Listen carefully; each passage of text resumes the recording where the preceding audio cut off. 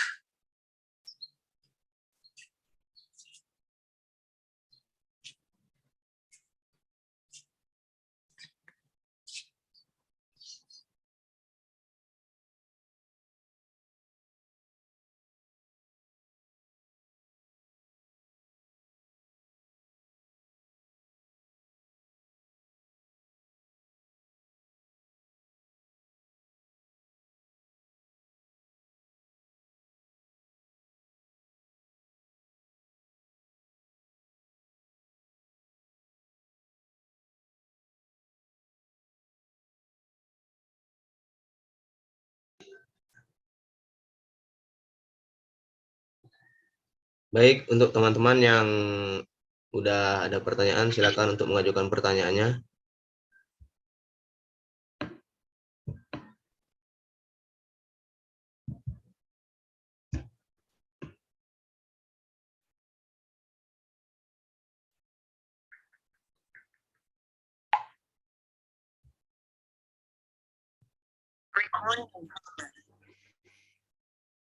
Oke, perkenalkan nama saya Daniel Perningotan Debata Raja, NIM 20073034 dari seksi 201. Nah, izin bertanya kepada kelompok seksi 202. Baik, Ini Bang. sistemnya sistem pengisian ya? Iya, Bang. Nah, jadi pertanyaannya dari saya mungkin satu, yaitu sistem pengisian tuh pada tahun berapa ditemukan dan siapa penemunya gitu.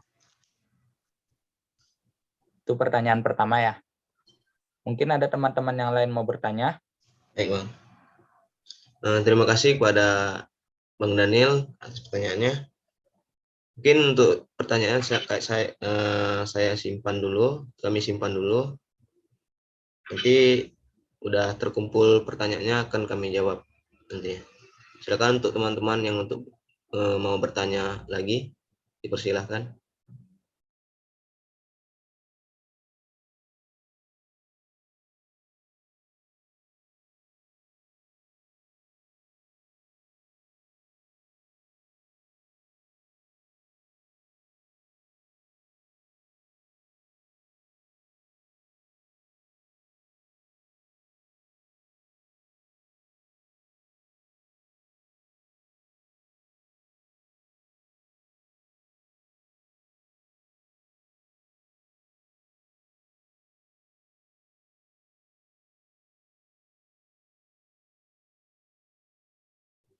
Bagaimana teman-teman?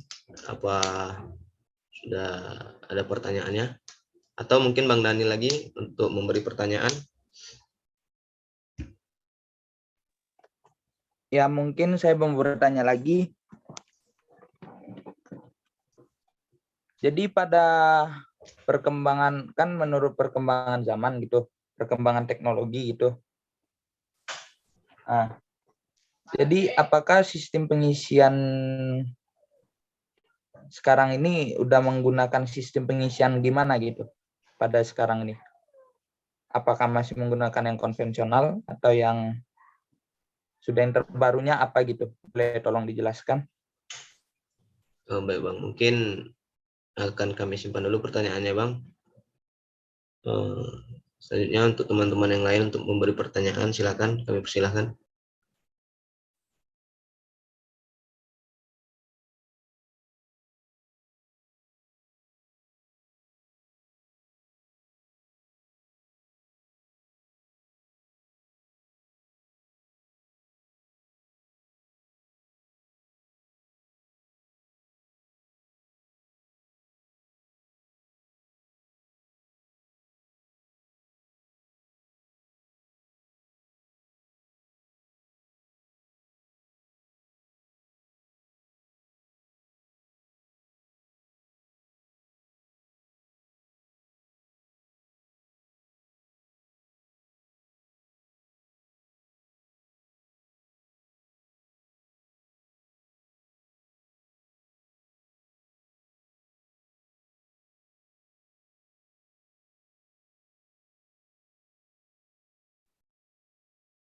Baik, apakah teman-teman sudah dapat pertanyaannya? Silakan untuk bertanya pada kelompok saya.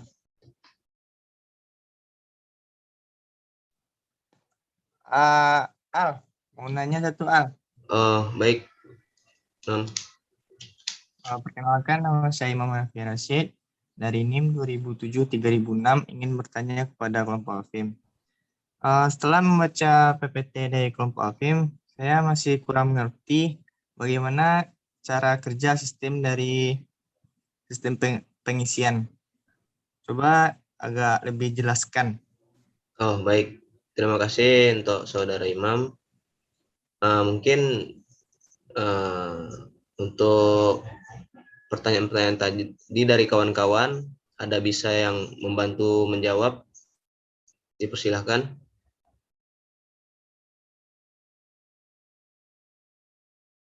Baik, Assalamualaikum warahmatullahi wabarakatuh. Waalaikumsalam warahmatullahi wabarakatuh.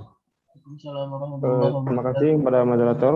Saya akan mencoba menjelaskan ataupun menjawab sedikit pertanyaan dari Saudari Dani tadi mengenai bagaimana sistem pengisian pada mobil yang umum dipakai sekarang ini.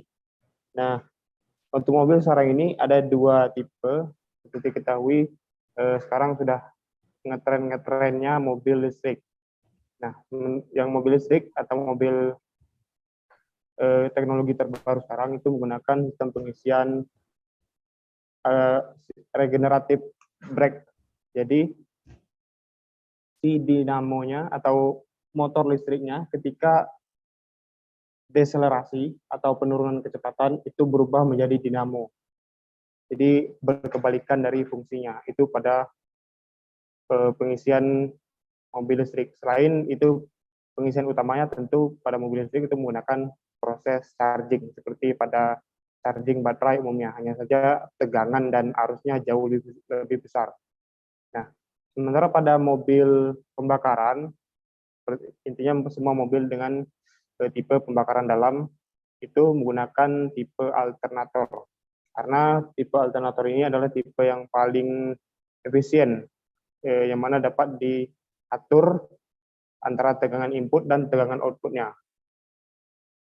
Karena sedikit berbeda dengan sepeda motor, yang mana kita ketahui para sepeda motor itu menggunakan pengisian alternator magnet permanen. Tapi pada mobil itu harus membutuhkan daya dan arus yang lebih besar, sehingga dibajukan untuk menggunakan pengisian menggunakan alternator. Baik, berikutnya mengenai wiring diagram dari charging sistem atau sistem pengisian ini. Saya akan coba menjelaskan yang bagian konvensional ya.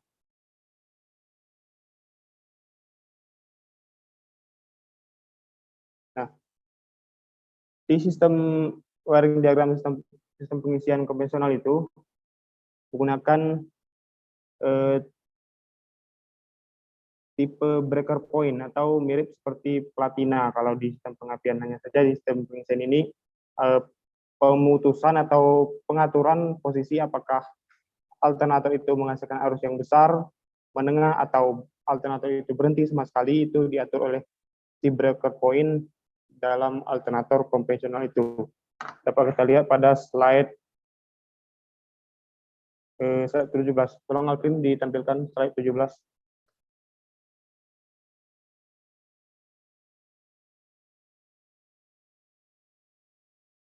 Nah, di sini pada kiri bagian atas itu, nah di situ adalah kondisi di mana alternator mendapat arus dari baterai saat kunci kotak on, tapi mesin belum nyala alias si alternator belum digerakkan oleh mesin. Jadi melalui fuse dan melalui breaker point yang terhubung pada P1, P0, dan P1, P0 di kedua pasang tersebut itu terhubung sehingga arus secara langsung tegangan 12 volt terhubung ke rotor coil dan rotor coil menjadi medan magnet. Nah, selanjutnya ketika mesin mulai menyala tapi putarannya rendah, itu si stator coil mendapat energi elektromagnetik dan sehingga membangkitkan arus AC 3 fasa. Ini stator coil itu tipe star atau bintang. Jadi disearahkan lagi oleh dioda dan jadi arus DC 12 volt. Sementara untuk pengaturan besar atau kecilnya tegangan itu dikendalikan oleh breaker point pada alternator tersebut.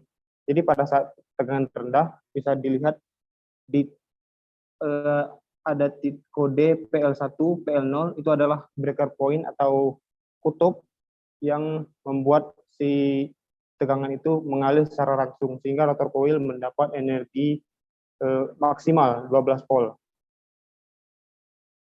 Sementara pada saat putaran sedang, nah karena putaran mesin mulai naik, berarti kalau tetap arus si rotor coil itu besar, maka dari statornya akan menghasilkan arus yang berlebihan sehingga perlu dikurangi. Nah, langkah dari regulatornya untuk mengurangi itu adalah dengan cara mengubah atau memutus PL1 dan PL0 sehingga arus mengalir ke sampingnya. Jadi di sampingnya itu adalah resistor atau kita tahu tentu apa fungsi dari resistor itu. Itu untuk menurunkan tegangan atau menurunkan daya yang dialirkan. Nah, sehingga rotor coil menerima daya yang sedikit dikurangi. Nah, maka outputnya adalah si stator coil yang menghasilkan arus AC itu dikurangin. Maka akan dapat disesuaikan dengan tegangan yang dibutuhkan aki, yaitu 12 volt. Nah, selanjutnya pada putaran tinggi tentu meskipun dikurangin oleh si resistor pada regulator itu, tetapi tidak cukup kurang gitu, dalam tanda kutip tidak cukup kurang karena putarannya sangat tinggi, berarti outputnya juga terlalu besar. Nah, maka pada kondisi ini breaker point di PL0 terhubung ke PL1. Jadi seharusnya arus yang tadi lewat di resistor itu sampai ke rotor, tetapi karena dalam tanda kutip dikonfletkan atau arusnya disokkan ke massa.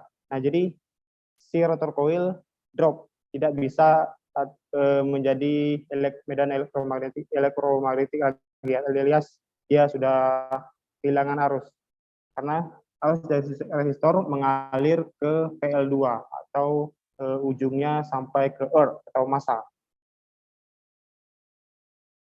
Mungkin sekian itu dari saya. Bagaimana saudari Daniel? Apa jadi pahami?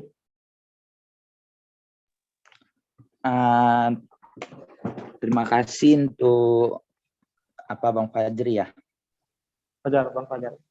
Bang Fajar ada mengerti lah gitu. Tapi tadi ada satu pertanyaan lagi yang pada tahun berapa sih ditemukannya gitu. Nah, itu yang belum dijawab saat lagi. Oke. Baik, terima kasih kepada Bang Fajar untuk jawabannya, dan Bang Daniel udah pas jawabannya itu Bang, untuk jawaban yang tadi. Oke, siap Bang. Mungkin untuk pertanyaan selanjutnya dari teman-teman yang ingin menjawab.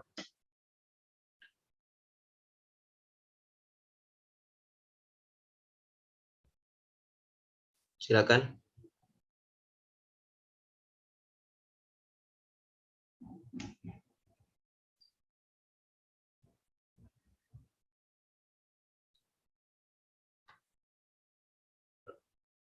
Bagaimana teman-teman? Ada yang mau menjawab pertanyaan, 3 pertanyaan tadi?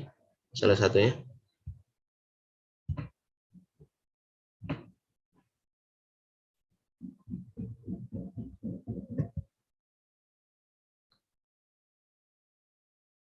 Baiklah, mungkin saya sendiri akan menjawab pertanyaan dari saudara Imam tadi untuk cara kerja sistem pengisian pada pengabdian. Untuk cara kerja sistem pengabdian ini, untuk arus sistem pengabdiannya yaitu arus listrik yang mengalir dari baterai, kemudian ke fusi beling, kemudian ke kunci kontak atau ignition switch, ke fuse, kemudian ke charging warning lamp atau CWL atau lampu indikator pengisian, kemudian ke L, kemudian menuju ke PO P0, udah ke P0 yaitu menuju ke P1, kemudian ke massa. Itu untuk saat kunci kontak on dan mesin mati. Akibatnya lampu pengisian menyala. Pada saat yang sama, arus dari baterai juga mengalir ke fusi beling, kunci kontak, ignition switch, fuse, IG, kemudian ke PL1, kemudian ke PL0, kemudian terminal regulator, menuju ke F alternator, ke rotor coil atau RC, dan kemudian terakhir ke massa. Akibatnya pada rotor coil timbul medan magnet. Yang kedua yaitu saat putaran mesin rendah. Pada saat putaran mesin rendah ini, apabila mesin hidup dengan kecepatan rendah, maka tegangan dari terminal N alternator mengalir dari N regulator menuju kumparan voltage relay, kemudian ke massa. Akibatnya pada kumparan voltage relay timbul medan magnet sehingga terminal P0 tertarik dan menempel dengan P2. Akibatnya lampu pengisian menjadi padam karena tidak mendapat massa. Kemudian yaitu outputnya, output dari stator coil disalurkan ke dioda dan diarahkan menjadi arus searah atau DC. Kemudian mengalir ke alternator, kemudian ke baterai. Itu akan terjadinya pengisian baterai. Kemudian yaitu arus dari terminal B juga mengalir dari B regulator menuju P2, kemudian P0 ke kumparan voltage regulator, dan terakhir yaitu ke massa. Akibatnya terjadi medan magnet pada kumparan voltage regulator karena putaran rendah, maka tegangan output alternator cenderung rendah. Bila tegangan B kurang dari 13,8, medan magnet pada kumparan voltage regulator lemah dan PL0 tetap menempel ke PL1 karena adanya pegas pada PL0. Nah, kemudian itu akibatnya arus yang besar mengalir dari IG menuju ke PL1, kemudian ke PL0 menuju F regulator, kemudian menuju F alternator, kemudian menuju rotor coil dan menuju massa. Maka arus yang mengalir ke rotor coil besar dan medan magnet pada rotor coil kuat. Untuk yang ketiga yaitu cara kerja ketiga saat putaran mesin sedang tinggi menuju tinggi. Bila putaran naik menjadi putaran tinggi, maka tegangan output pada terminal B alternator akan cenderung makin tinggi. Bila tegangan tersebut melebihi 14,8 volt, maka kemagnetan pada kumparan voltage regulator semakin kuat sehingga kontak PL0 tertarik dan menempel pada PL2. Akibatnya, arus yang berasal dari IG mengalir ke resistor, kemudian ke PL0, menuju PL2, kemudian ke massa, sehingga menyebabkan medan magnet pada rotor coil drop, output dari terminal B alternator menjadi turun. Bila tegangan output kurang dari tegangan standar atau 13,8 sampai 14,8 volt, maka kemagnetan pada voltage regulator melemah lagi, sehingga PL0 lepas dari PL2. Arus dari IG menuju ke resistor kembali mengalir RC, kemudian ke massa, sehingga medan magnet pada rotor coil kembali menguat sehingga tegangan output alternator naik lagi.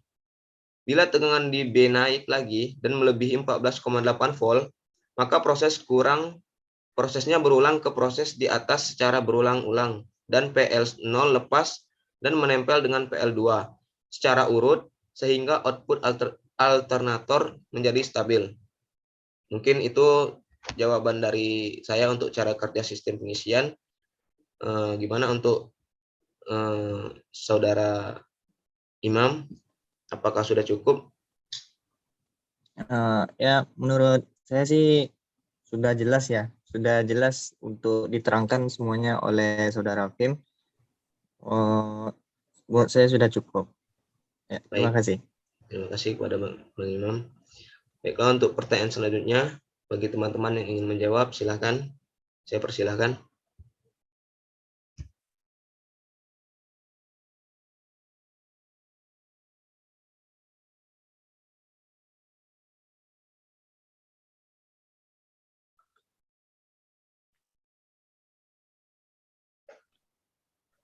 Mau bertanya lagi nih moderator. Silakan Bang Daniel. Ya, itu untuk mungkin boleh dijelaskan tuh basic prinsip dari sistem pengisian tersebut gitu. Basic prinsip, baik Bang. Ya. Terima kasih untuk pertanyaannya Bang Daniel.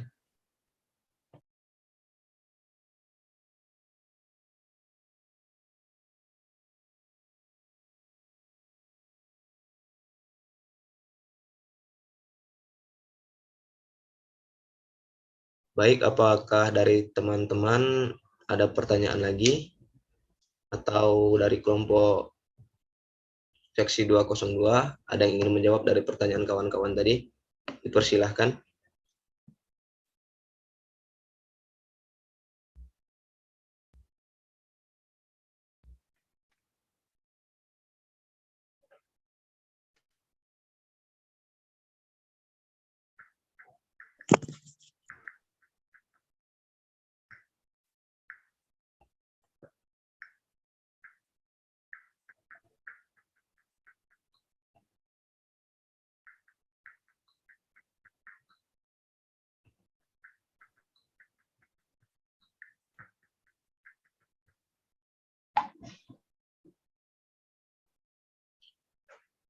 Baik, teman-teman, apakah ada yang ingin menjawab?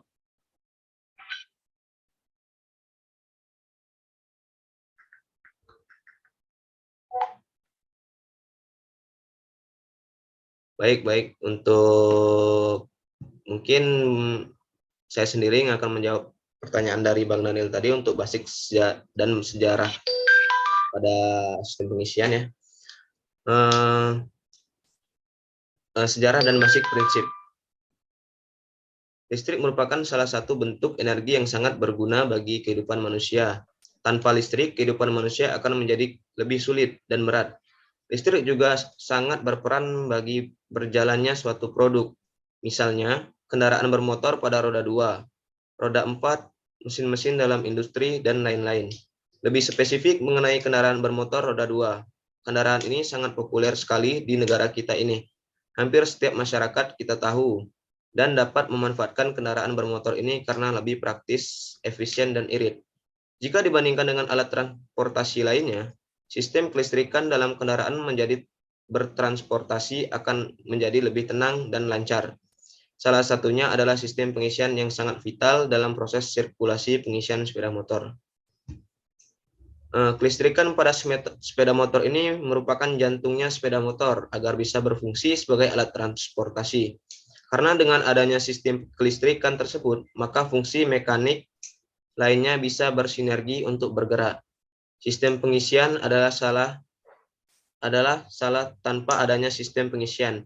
Energi listrik yang keluar dari pemakaian berkendaraan habis dan harus ditambah lagi dengan listrik yang baru supaya sepeda motor tersebut bisa berfungsi sebagaimana mestinya.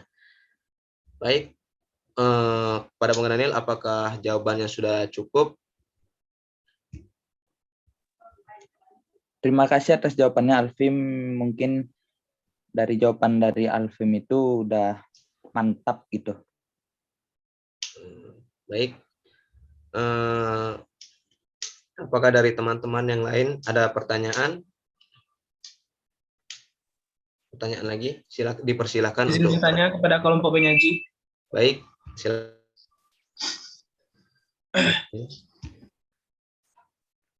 Baik, Assalamualaikum warahmatullahi wabarakatuh.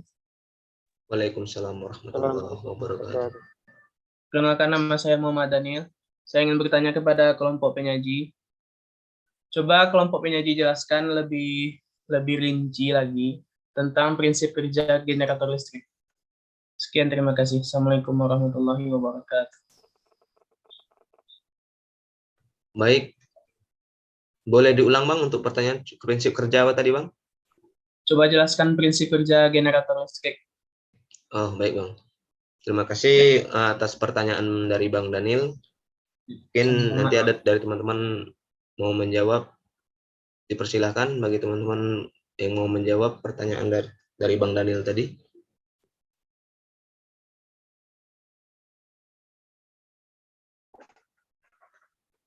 Baik, Saudara Pim, saya akan coba menjawab pertanyaan dari mengenai prinsip kerja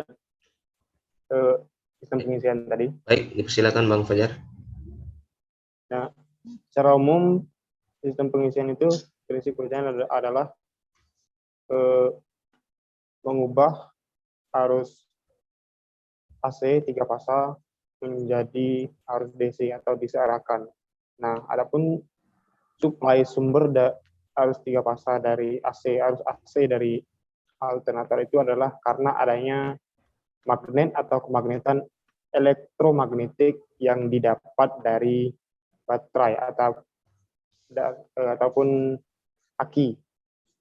Nah, jadi besar kecilnya atau pengaturan tegangan pada elektromagnet rotor itu di rotor itu tergantung dari si IC regulator atau regulator konvensional. Nah, jadi regulator konvensional itu berfungsi untuk mengatur arus dari rotor coil, sementara rotor coil menghasilkan elektromagnetik. Nah, sehingga pada stator itu menghasilkan arus 3 fasa dan disarankan sehingga bisa untuk mengisi si baterai. Mungkin itu secara sedikit dari saya kembalikan ke moderator. Baik, terima kasih atas jawaban dari Bang Fajar. Kepada Bang Daniel, apakah jawabannya sudah cukup Bang? Oke, cukup. Terima kasih kepada kelompok penyaji yang telah menjawab pertanyaan dari saya, khususnya kepada Bang Fajar. Baik, terima kasih. Mungkin apa dari teman-teman ada pertanyaan lagi? Silakan.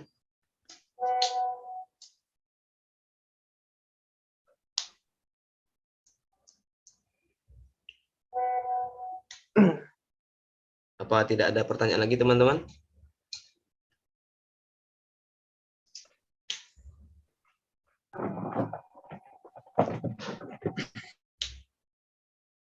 Mungkin tidak ada lagi ya. Sebelumnya mungkin ini diskusi kita cukup sampai di sini teman-teman. Sebelumnya saya mengucapkan terima kasih kepada teman-teman semua atas partisipasinya, dan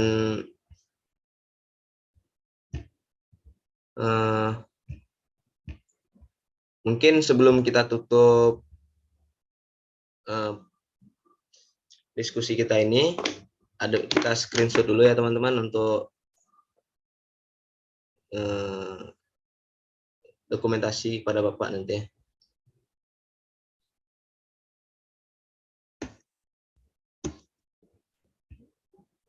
Teman-teman ya.